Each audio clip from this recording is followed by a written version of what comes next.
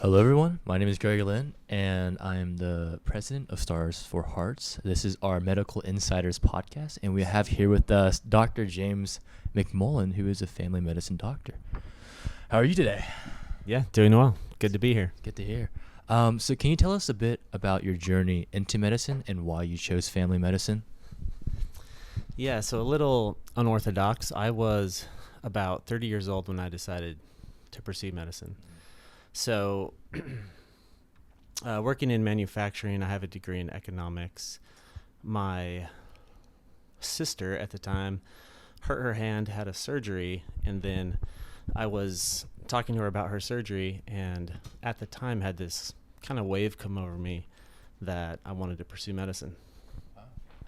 It's pretty inspiring.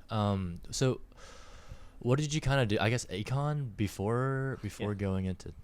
Gotcha. Yeah, so econ, worked in manufacturing, so nothing really medical, and then that just really shifted my focus. Oh, nice. What is a typical day kind of like for you in the office? So I roll into the office about 7:20. I see about probably on average around 30 patients a day, I would say. Mm-hmm. It's a lot of, managing your time. So in family medicine, we have a lot of volume, as you can tell, 30 patients a day. Mm-hmm. So managing your time with the patients, but then not getting bogged down in the documentation aspect as well, which is also important, of course, because that's how we send the medicines. That's how we keep track of what's going on with the patient, send in orders for images, CTs, MRIs, send referrals to specialists. So it's a bit of mix with all that. So managing the chronic disease, helping the patients with their issues, and then getting through the charting in a timely manner is important, I think, for success as a family doc. What would you consider your favorite part of the average day? The best part, I would say, is kind of the random stuff that comes in. Okay, so as a family doctor, I deal a lot with chronic disease, so a lot of high blood pressure, high cholesterol, diabetes, that sort of thing, COPD, obesity. But in our clinic, we allow walk-ins, we allow same-day appointments, and so having people come in because they rolled their ankle, or they're worried that they broke their arm, or they cut themselves working on their fishing boat and now they need stitches. Those kind of things really kind of mix up the day, and I enjoy that mix. I enjoy that mix, I enjoy, of course, the day in, day out, the bread and butter, chronic stuff, but when those other things come in, it kind of mixes up the day and keeps it kind of interesting, keeps it fresh. Yeah, that's great. Yeah. So you said like around 30 average patients per day. What's like the most amount you've ever seen in a day? I think it's been up in the 50s has been my busiest day. That's a lot of people. Yeah, and that's typically in flu season, so through the winter when a lot of people are dealing with respiratory issues. I was actually about to ask that. I was like, is there a special kind of year whenever you're getting your busiest day? Are you like a restaurant, like on the 4th of July, a lot of drunk driving accidents or something? Yeah, so we do have that. It's not quite the same as you would have in like an emergency department, and so we don't really get a full moon phenomena in the family medicine clinic like you do in the ER. 4th of July is not bad, of course.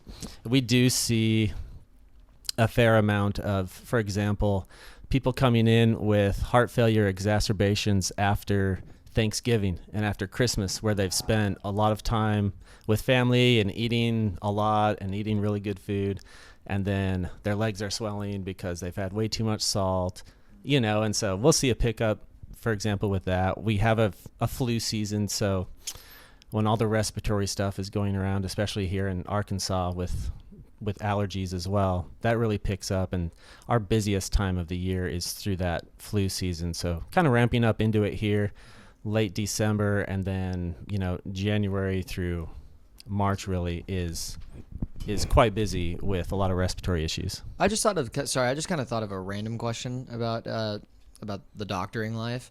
So, So your son is Church of Jesus Christ of Latter-day Saints. Are you also? Yes. Okay, so I was going to ask, like, just how does your job tie in spiritually with you? You know, you could look at it as a calling, perhaps. Mm-hmm. Initially, when I had that wave kind of come over me that I wanted to be a doctor, I think some of that was spiritual in a sense also, in finding something that I enjoy doing, that I feel like is making a difference, and that I feel like I'm contributing in the way that I feel like I should be. I tried to shake that whole idea because, I was 30, I had a family, and I didn't want to go back to school and be broke and go through medicine training and all of those things. But as I struggled with that, just logically, and then also in prayer too, I settled in that I couldn't do anything else. I couldn't picture myself doing anything else, and so ended up just jumping all in and pursuing medicine. But, you look at from a spiritual sense, you look at, we all need healing spiritually, of course, throughout our lives, and that is part of religion, I think, no matter what part of religion you're a part of. And on the physical sense, I get to tie into that as a physician, and be a healer as well on the physical sense. And so I find that, kind of satisfying to be involved with both aspects of that healing process. That's great. I think something that's also super great about, I think, being a doctor is you're able to really learn new things and kind of practice what you preach, and bettering your health while also bettering the health of your patients. So that's really great.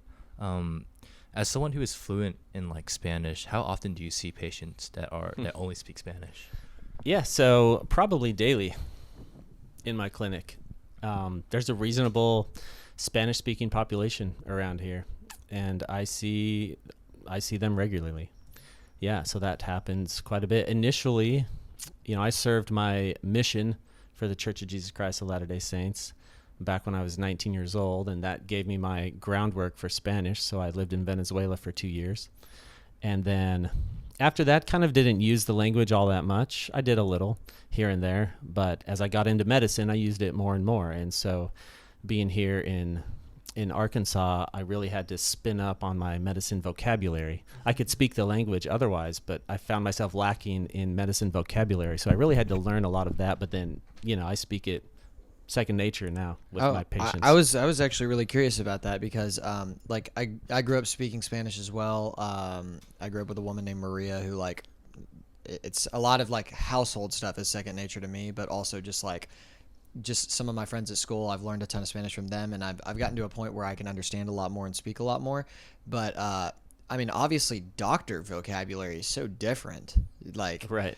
Like how do you say pulled muscle in Spanish? Do you know what I mean? Right. But it just, did you find that like a difficult change? Like, was it kind of whiplash almost whenever you had to figure out how to like say those words? So initially, right. And sometimes you can kind of work your way, explain what you mean when you're in there with a patient encounter. Sometimes I have to just pull out my phone and be like, look, I don't know what this word is. Let me check it out. And like, so. I can say, donde tienes dolor? Like, where do you have pain? Yeah, That's yeah. as far as mine could go. Like. Yeah, and so talking about, we have to talk about their diabetes, and we do blood work. So talking about, their blood counts and their kidney functions and their liver and their cholesterol and just all those kind of things. That's crazy. I guess learning some of that anatomy. They come in and they've hurt their elbow or their shoulder, and having to be able to talk to that in their language, of course. All of that I had to kind of spin up on. That's very cool. Are there like a lot of like physicians at Unity that are fluent in Spanish, or would you say that you're one of the only ones there? Yeah, that's a fair question. We have a nurse, not a nurse practitioner, a physician's assistant that also speaks Spanish in our clinic. And so there's 2 of us that speak Spanish, but I'm not sure any of our office staff does. And so it's kind of hard for the patients sometimes until they get back to see us. It's with their language. I'm sure that gives you more you know. But outside of that, you know, I'm not completely sure in the other clinics or even in the hospital what type of Spanish speaking capabilities we have. I know we do have some in the emergency department for sure. Outside of that, I'm not really sure. Okay, so on to daily practices. I was going to ask, like, what are the most common cases of things that you do see, but I think that would be the flu and all the common colds. So there's the respiratory stuff for sure. We see a fair amount of that. We see a lot of chronic disease management. So an older population that have high blood pressure, that have diabetes, you know, those two, we see a lot of high cholesterol, something we battle day in, day out. Breathing issues like COPD and asthma. We see a lot of all those things. We see a reasonable amount of mental health too as a family doctor. So a decent amount of anxiety and depression. We are kind of first line for that and try to get people better, going on some medicine, referring to therapies. But, you know, ultimately some people do need help from a psychiatrist, and so we have that referral to make. So yeah, I was gonna say, are y'all making referrals? Yeah. One thing I was gonna ask about, like, the daily things you're seeing in a lot of like pop culture TV shows and stuff. You see people come in and the doctor is just kind of, how can I put it, like, just in awe with how scared and paranoid some of their patients are. Is it like, how many hypochondriacs are you getting in there? That, you know, some of that is pretty accurate, actually. So there's a lot of anxiety about health with things, with things that people don't understand. And the problem is they have an issue. And, you know, I have this right-sided stomach pain, and they go to Google, and it winds them down a road of cancer. Yeah. You know, or something terrible. And so they come in with this mindset, having researched things on the internet, and typically speaking, it's worst case scenario, when in reality, that's not the case. Yeah. And so we do a fair amount of that, you know, a fair amount of talking them off the edge. So they don't have cancer, you know, it's probably just some constipation. Okay. You know, and so there's a whole spectrum of that though. But you have to, at the same time, of course, you have to take their complaint seriously, and do the proper workup. But we do see a fair amount of that where our initial instinct as a physician is that it's probably not as serious as you think it is. Yeah, there's a fair amount of that for sure. So, how has the way that you've practiced medicine sort of like changed over the years? Have there been any changes? Or? Yeah, of course. As you get more comfortable in medicine, I think things develop for sure. Initially, right out of residency, you're worried about everything by the book, you know, and how you were taught.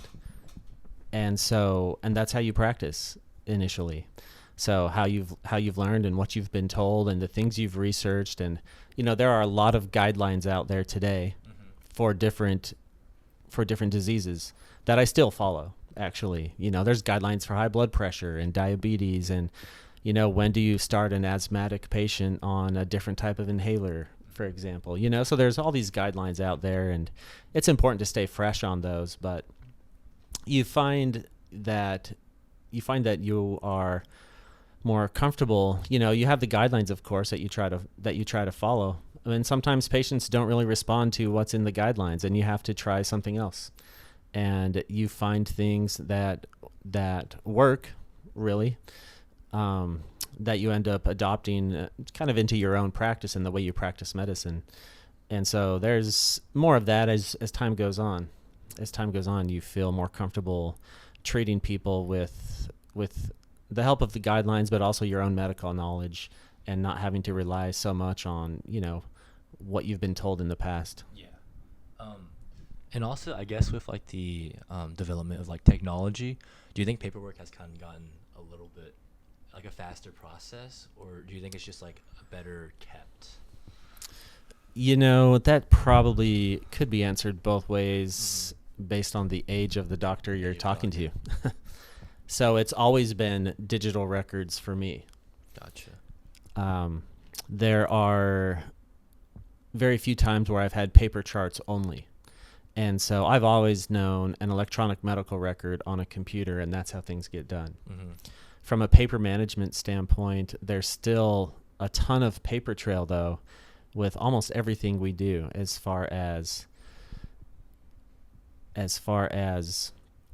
getting orders from pharmacies, for example, completing orders for medical equipment, orders that go to outside hospitals. So outside of our network here, orders are transmitted via fax, for example, and so that ends up being a paper trail. So there's still a lot of paper trail going on. Mm-hmm. And so there's a mix there, AI is being introduced into medicine now, more so than what you see on the headlines about just, AI is going to replace your doctor, and I think we still got it. There's still much more utility for AI in medicine. And a lot of that comes down to how AI can help us on the charting aspect. Yeah. So if the AI can help us chart faster and better and spend less time in the chart, that gives us more time to spend with our patients. And so it's a win-win, really. Yeah. And, we're on the cusp of that in our own system. Mm-hmm. And so I'm looking forward to having that ability to have AI more involved with the way that we chart, because I think it'll be helpful. I use AI on the side, so I also do some hospice work outside of my family practice clinic. Mm-hmm. And I use AI on the hospice side of things, and it has helped tremendously just in the time I spend on my charts. Wow. And so I look forward to being able to do that in my main practice, because it'll make a difference for sure. And time spent on the computer and more time with patients, or more time, leave earlier at the end of the day and go home. More time with the family because I'm not stuck finishing up paperwork. Yeah. How much time would you say is spent, like, in your time for paperwork at the hospital or clinic? Well, so if you take an average complexity patient, mm-hmm. I'm probably spending anywhere from 3 to 5 minutes on their chart in the computer system for an average visit, I would say. And that visit with the patient could take anywhere from 5 to 15 minutes, I would say. So about 5 to 15 minutes with the patient is a reasonable range. Mm-hmm. And then 3 to 5 minutes on the back end on the paperwork for that average patient complexity, and, times that by 30 on average. And so the day goes by quick. Mm-hmm. Now on to patient education. So, like, what should a patient do to make treating easier for them? Is there anything specific things they should do to kind of? So there's a lot they can do. Mm-hmm. I think one is that they can listen to their doctor. That's good advice. All right. And we see that a fair amount where we are making recommendations as a physician, and the patient, for whatever reason, whether they would rather go trust what the internet says, or they just forget, or, they kind of take our recommendations but don't really follow it completely. Mm-hmm. But we see a large range of that across patients and how much they actually listen to what we have to say. And so that can be a frustration sometimes, but at the same time, you have to be in charge as a patient. You have to be in charge of your own health. Yeah. And like I said, you're spending 5 to 15 minutes with me, and then the rest of it is on you to take care of yourself. Yeah. And so if the patient wants to do that by ignoring what I have to say, I think that's unfortunate. Mm-hmm. But at the same time, they're the ones in charge of their own health, and so they have to take that initiative and follow those directions or step up. Yeah, definitely. So how often would you say that you see patients with, like, heart-related concerns? So if we expand heart-related concerns to include hypertension, so high blood pressure, then that's easily 50 to 75% of my patients. Wow, that's a lot. Have something heart-related or deal with high blood pressure. Yeah, Most of my patients have That. have an issue like that. Yeah, it's crazy. What if you like don't include hypertension? So if you leave that out, and then we're talking more about, irregular heart rhythms, heart failure, heart attacks, things like that, it's probably still pretty close to that 50% mark, I would say. But, we're probably approaching that 50% mark. Someone has had some kind of cardiac event or cardiac issue. Yeah, exactly. We see a lot of it. So what I've learned after starting this charity is that I think over 50% of people in the U.S. don't know that heart disease is the leading cause of death, and how important it is to just have good habits in your life. What would you say are like your top 3 tips to keep up health or lifestyle changes that could drastically improve a person's heart health? Yeah, well, top three or 4. Mm-hmm. Certainly number 1 is going to be don't smoke. That's a good tip. All right. So don't use cigarettes, don't use tobacco in any form. Nicotine will wreak havoc on your cardiovascular system in any way that you take it. So smoking is huge. Mm-hmm. Obesity puts a lot of strain on your heart. So being overweight is a big factor. So from a heart-specific health standpoint, controlling your blood pressure is very important for your heart health. In general, getting regular exercise. So it really comes down to some of the basics. Yeah. Getting regular exercise, all right?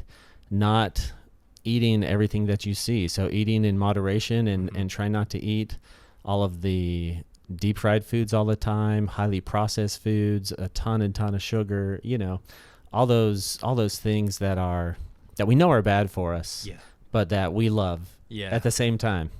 So you have to find a moderation in that, because ultimately, if you're not exercising, if you're, eating whatever you want and not eating well, and then if you pick up any of those other habits, like if you really put on a lot of weight and if you smoke, I mean, you're just signing yourself up for heart disease. Yeah. And also, I think sleep is also another super big factor. I think I saw another statistic a while back that I think 70% of high schoolers get less than 7 hours of sleep, which is pretty insane. Because like at Cersei High School, a lot of people drink energy drinks to kind of like or compensate for that lack of sleep, and it's just like a vicious cycle of no sleep, energy drinks, which aren't good, and it's just. And you're right, and that's not. I mean, I'm completely with you on the energy drink epidemic we have, especially in teenagers. Yeah.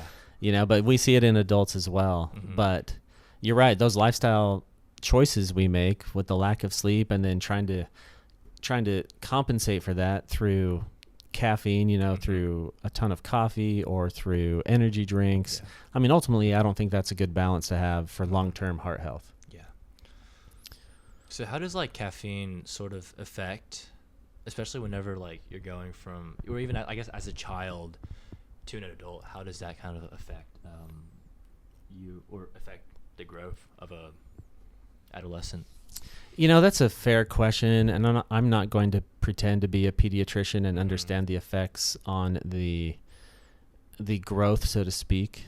There is, as an adult, getting more than 300 milligrams of caffeine a day is too much. Wow. Is not recommended.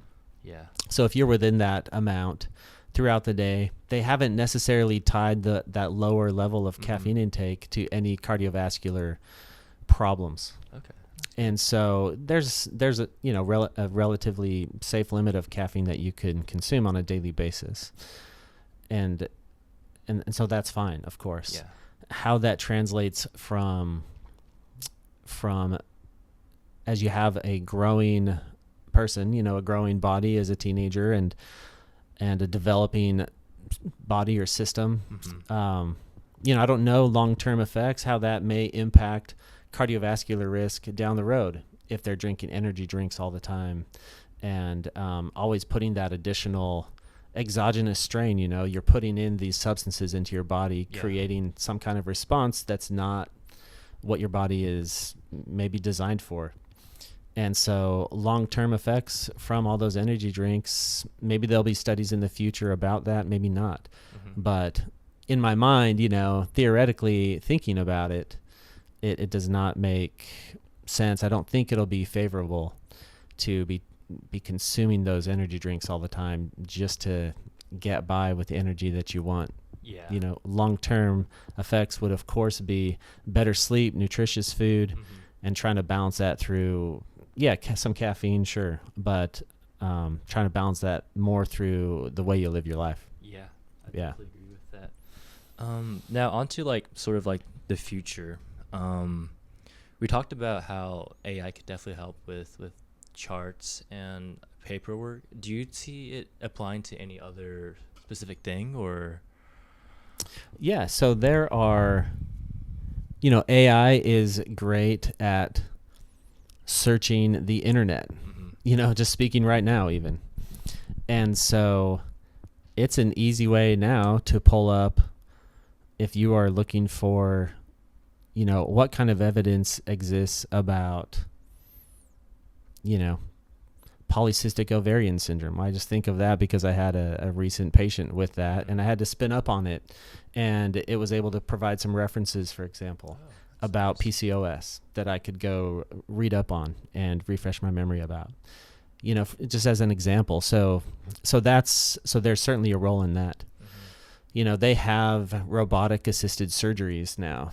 Wow. And so, and I'm sure that there's way more advanced robotic assistants, but I know here locally, they're using robotic assisted surgeries for removing appendixes and for removing gallbladders. And so that's introduced, even here in the small town that we live in, we see some of that technology, and it's great. People have good outcomes. There's faster recoveries, and so in the future, I can only anticipate that robotics on the surgical side, absolutely, but AI will continue to be an assistant to the physician as time goes on and as it becomes more integrated into our healthcare system. Do you ever see it kind of like diagnosing a patient, or like, do you think that requires more like a human examination sort of thing? Do you think we're not really there yet? Yeah, so from my experience with that, you're right. I don't think we're quite there. I know there are some studies about that, and the AI has done a pretty good job at diagnosing patients accurately, and that certainly may be the case in the future. There are, of course, as a human, I argue the personal touch of medicine and being there with the patient, and the patient doesn't always read. Well, let me back up and say, we would say in medicine, in medical school or as in training, the patient doesn't always read the textbook. Yeah.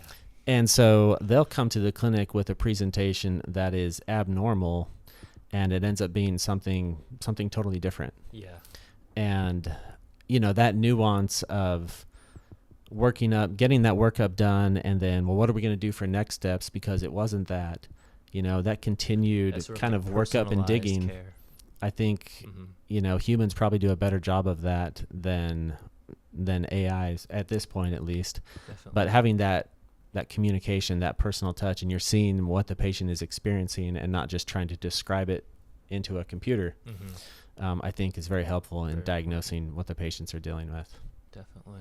Have you dabbled in any telemedicine or over the do video calls or anything? So not really. Just a very short time when we had the COVID pandemic. Yeah. We did some telemedicine to help patients keep their medicines going without having to put themselves at risk by coming into the clinic. Yeah. And so we did a little telemedicine in that way, and that was with video conferencing or video call. And so that was done at the time. But now that we're past all that, our clinic at least, and I'm good with not really getting into the telemedicine aspect either. I think that's just really a preference on how you want to practice, and that works for some people. I enjoy the patient interaction and being able to do an exam and see things for myself and feel things for myself And so I'm not so sure telemedicine will ever be for me, but I know that it does work for a lot of Other physicians. people. Right. Yeah, that's good. And also, I guess maybe our last question of the day, for like young medical professionals that are interested in pursuing a career in medicine, what is like the best advice you would give them to succeed in the field? I think that having an interest, obviously, in medicine that can go beyond textbook knowledge is important. Yeah. And so whether you're being involved with the community in some form with healthcare, whether you're volunteering at the hospital or you're helping out at a nursing home, for example, it doesn't all have to be hospital work. Becoming a scribe, for example, in an ER where you're seeing medicine firsthand, where you're seeing the practice of medicine firsthand, I think can be helpful. Something like this where you're involved with trying to, bring awareness and help people understand the importance of cardiovascular health. That's a great way to show your interest. Yeah. And so it's beyond, and the smarts are important, of course, because medical school is very challenging. Yeah, definitely. And the learning never stops in medicine. And so we are always the student in that way. And so being able to accept that and willing to learn and engage in your education is very important. But at the same time, we need doctors that can engage with their patients and can understand the nuances of social life and everything else going on with the patient besides just the disease. And so I think that's where the volunteer work and being exposed to patients in different settings and just medicine in different settings outside of, the textbook, I think is a key factor in helping people get into medical school. Yeah. Definitely going out and I guess applying what you're learning, super, super important. Well, thank you so much for coming here today. It's been a great time talking to you. Yeah, absolutely. It was fun to talk about it for sure. I certainly would recommend being a doctor. There's a lot of naysayers out there about it, but it's a great, rewarding field. And if you have an interest in pursuing medicine, I think you should commit yourself to it and go for it. Yeah. You won't be disappointed. 100%. All right. Thank you so much. All right. Thank you.